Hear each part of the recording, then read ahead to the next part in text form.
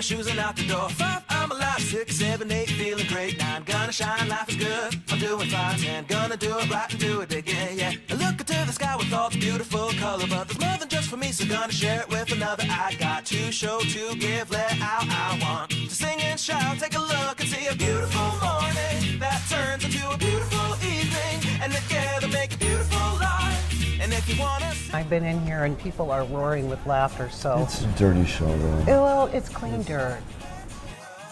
Forgive me, but the best restaurants of the world are here in Vegas. I mean, you have here the best of the best. Yes. So we have many celebrities here. The Harley Madison come over here, and the Usher come over here many often, and the Paris Hilton come here, and Britney Spears came over here like 2 weeks ago. Well, I'm dating myself, but it's okay. Nobody else will. Oh. That's so Vegas.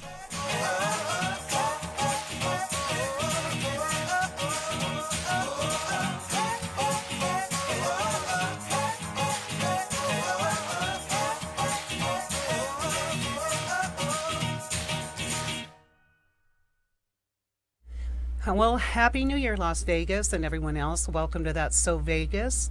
I'm your host, Christine McKellar, here at the WCOBM studio right off of the fabulous Las Vegas Strip.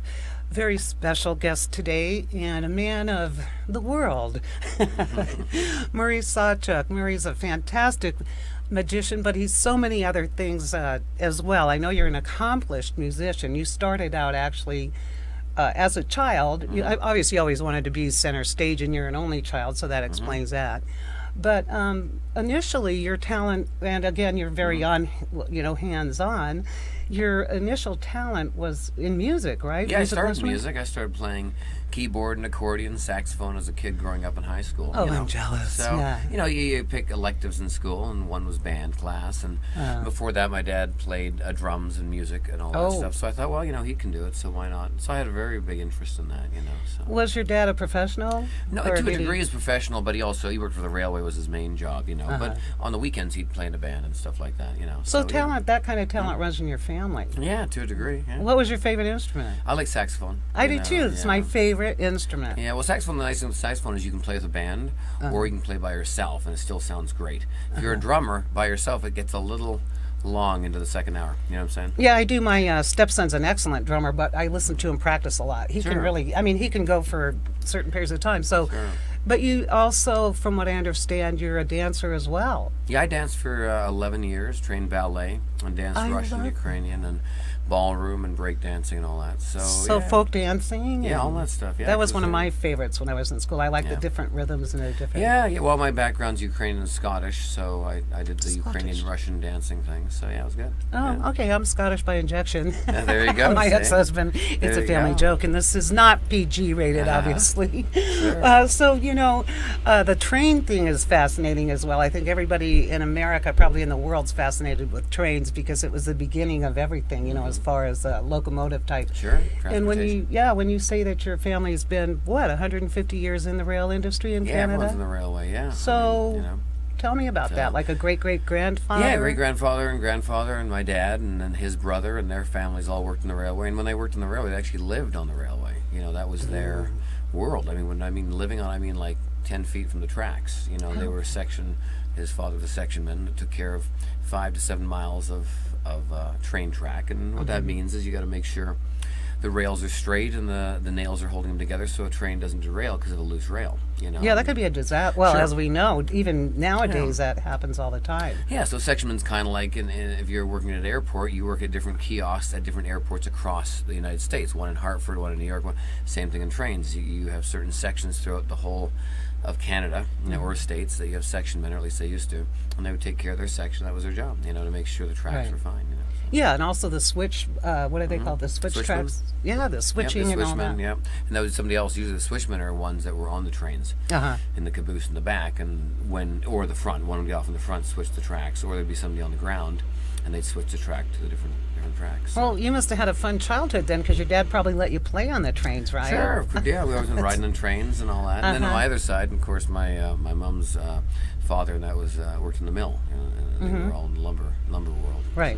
So. Well, that's interesting too. I actually lived in Oregon for a while, and some of my guests, it turns out, are all from Oregon. I don't know how that happened, a lot but of trees there. well, very familiar with the logging industry. Yeah. You know, and that's kind of fascinating. Oh, too. it is. It's a whole different world. You know, we always don't want to see forests come down, but we love living in a nice home. So it's a catch-22. You know. And all this paper that we I know use. exactly. The nice thing is trees grow, so that's not a bad thing. It's not like Right, and I don't see the train industry going out of business. Do you? No, there's a lot of changes though because of flights and planes and the speed of planes and what they can put on a plane now compared to back in the day. You know, you couldn't put some of the things that you put on a train on a plane.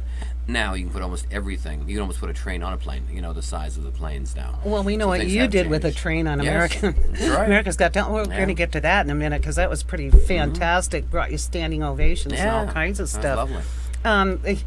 And being born in Canada, Vancouver, is that correct? Yeah. It's beautiful. I've been there. Just a lovely city. Yeah, great city. It's beautiful. It You know, is you got beautiful. the mountains, you got the water, you got, you know, a big city. You know, you got everything within 20 minutes from each other. You know. Absolutely. And the climate's pretty nice, isn't it? Yes, it's beautiful there. It rains a lot, but you know you don't have greenery when you don't have rain. So you know Oh, you it's a have the fair desert trade where for we're me. at, of course. you know. Yeah, trust me, I would take the green Yeah. in a heartbeat, especially in course. the summertime around here. Sure.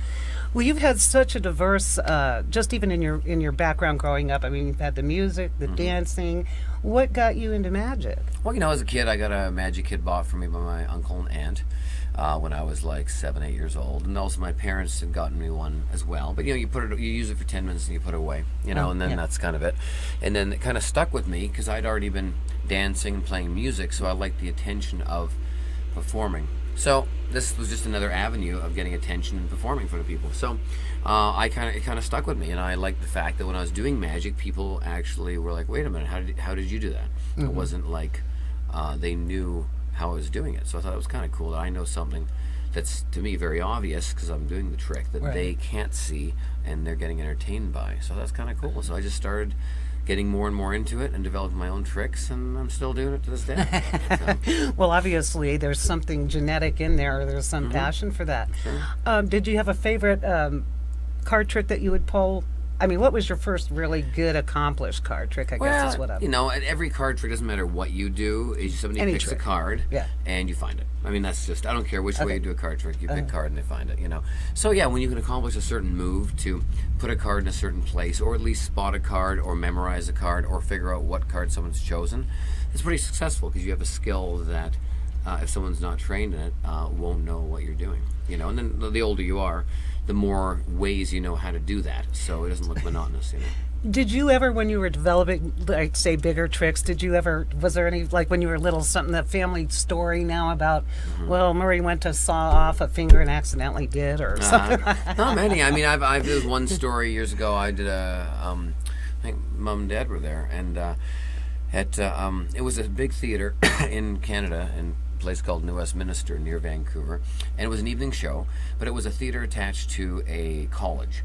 Okay. So we went in there, and it was a contest to win a prize. So it was a magic club, because there's magic clubs all over the place. There was like 9 people competing. I was the first act. Well, I was using a flash pot, which is basically powder and a little electrode, and it lights up and it smoke. Okay, to cover what I was doing, I was going to produce myself out of this invisible kind of hole that you couldn't see anybody in. Flash happened, and then I appeared. Right. And then once I appeared, then my whole suit was supposed to be blown apart. My hair was a mess, and the joke was, the opening line was, "Kids, don't try it at home." And that was the opening bit. Well, I didn't realize in that theater they had a brand new technology back then, because this was back in the 90s, or late 80s, no 90s. They had laser beam fire alarms. Well, I didn't tell them I was using a flash pot with smoke. So everyone loaded into the theater. I was the first act. I stood up, bam, flash pot goes off, explosion, of course. Smoke hits the thing. I get my line out going, "Whatever you don't try this at home." Well, all the alarms go off like crazy because I never cleared it with them. And so we all go outside, of course. We have to leave the building. The alarms and lights are flashing, and everyone just sat down. I mean, I was the first act. But that is hysterical. So- You cleared the house. Yeah, so we go outside, and I look down the street, and there's another like 2,000 people on the sidewalk. I go, "Where did they come from?" Well, that night, since it was a college, all those students were writing their night school final exam, and I basically took everyone out of class during the test. So that was intriguing. I'm sure they thanked me for that. So they I had a bit bet more they time to did. study and compare notes. So. That's pretty hysterical. Yeah, I want to hear a little bit more about that when we come back. I did not win the competition. Darn it! But got the love of all those college students. course. Yeah. We're going to take a break here. I have to give a little shout out to my sponsor, the Red Roof Inn on Paradise across from the Hard Rock Hotel. We'll be back in just a minute with the fabulous Marie Sawchuk.